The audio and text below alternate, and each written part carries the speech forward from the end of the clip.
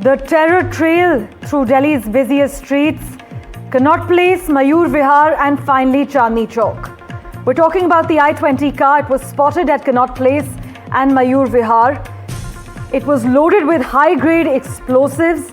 Delhi police sources now confirm that apart from ammonium nitrate, more powerful substances were used in the blast that rocked the Red Fort area. The latest coming in at the moment, this i-20 car was also spotted at Connaught Place and Mayur Vihar before finally heading to Chandni Chowk. Akhil has been tracking the latest. He joins us with the latest details that have emerged currently. Akhil, can you confirm how long the car remained at each of these locations, Connaught Place, Mayur Vihar, and then finally Chandni Chowk, and also take us through the latest details that have emerged so far? Absolutely, Parmeshwar. If you see, we have spoken to some of the officials in the Delhi Police Department, and we have got the information from Faridabad Police Department as well that before committing this heinous crime, the accused in this case, the mastermind of this case, basically parked his vehicle for over 10 days in Faridabad. And if you see, that car was not static at that place itself, because the accused kept on changing his location. He changed his locations several times. And if you see, during the day on which what we have seen that the very incident took place, on that very day what we have seen that the car was seen in Mayur Vihar area as well and in the CP area as well. So whether at that point in time when that incident took place, what was the exact location that was going on in the head of that suspect, that is yet to be ascertained by the investigators.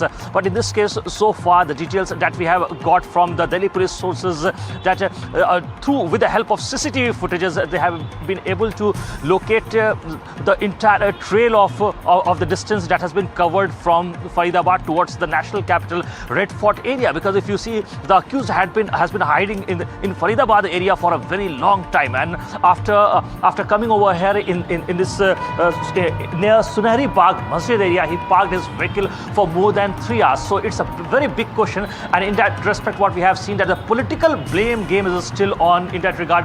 Congress leader Veerappa Moily has also reacted on it, and what we have seen that Rajiv Chandrasekhar from BJP has also retorted to it. So on both the sides of the aisle, what we have been seeing that both the parties has been accusing each other regarding that whether there was a lapse in terms of the security as well or not. Because if you see, this explosive-laden car was in the NCR region for a very long time. Right. So on that part, the investigators need to check that, because if you see right now what we have seen that yesterday itself, the MHA has basically transferred this case to the NIA. So the head central agency, the National Investigative Agency, which basically looks after these kind of terror activities cases, basically will be investigating further in this case.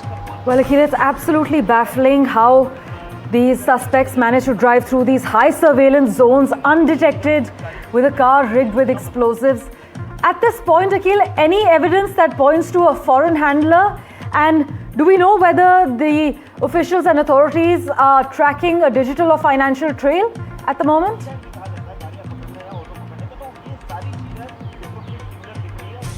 See, Parmeshwar, what we have been seeing that on that part, if you see regarding the financial details of the accused in this case has not been given by the Faridabad crime branch sources. But if you see right now, they are being scanned that what basically the payments mode were used by the main suspect. But if you see the latest breaking development that we are getting on NDTV is right now that according to the investigators, if you see, the car remained within the college premises from October 29 till November 10. That means for 11 days the car was inside that very college premises. So that's a very big claim that we are getting right now. But if you see, for that we will have to get to the details regarding that, whether at that point in time when for the 11 days that car was parked in that very college, at that point in time were the explosive were placed in that car or not. So that is yet to be confirmed, that when that explosive were basically planted in that car, that is yet to be confirmed by the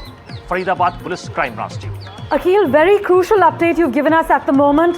You are saying that this i-20 car was in the Al Falah College premises for 11 full days before this deadly blast? Absolutely. If you see the Al-Falah Medical College, which is in the Dhaj area of Faridabad, there this very car was parked for 11 days. And if you see in this very case, what we have seen that so far the two arrests which have been made by the Faridabad crime branch team in collaboration with the Jammu and Kashmir police team, in which what we have seen that Dr. Shaheen was also arrested from Faridabad area. Apart from that, another individual, Dr. Muzammil, was also arrested from Faridabad area. So two of the key suspects have been arrested from Faridabad area. And not only that, if you see, one person, Dr. Adil, was arrested from Saharanpur. So it was a big terror module that was in functional. And what we have seen that in a joint operation initially, when the Jammu and Kashmir police basically got this information, and after that they have arrested 7 persons initially, and then later on what we have seen that one person was arrested from Uttar Pradesh, Saharanpur district, and then he was taken on transit remand. And later on what we have seen that that when the Jammu and Kashmir Intel Department has received some input that there's a larger nexus which is at play, and after that what we have seen that the Faridabad crime branch team was also looped in this case, and after that during the entire investigation what we have got to learn that the Faridabad crime branch team in collaboration with the Jammu and Kashmir police were able to hold 2 persons from Faridabad as well. So far what we have seen that 8 arrests have been made, and there are several suspects who have been lifted and right now being questioned by the investigators in this case.